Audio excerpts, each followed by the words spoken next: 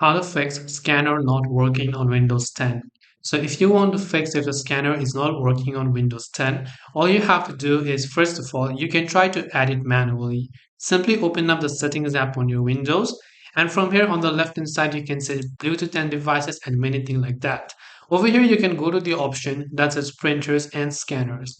So when you go to printers and scanners, now first thing we want to check and make sure is that it is not a cable issue or a connection issue, because if it is that, then you might want to change the cable itself.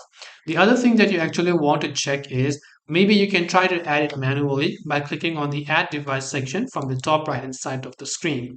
Now if you think that it is also due to a driver issue or anything like that, you can also choose to download the drivers. If you want to let Windows manage a default printer, you can simply turn this toggle on, or you can simply turn it off. Other than that, if you're still not being able to find out your printer, then you can just click on the troubleshoot button here.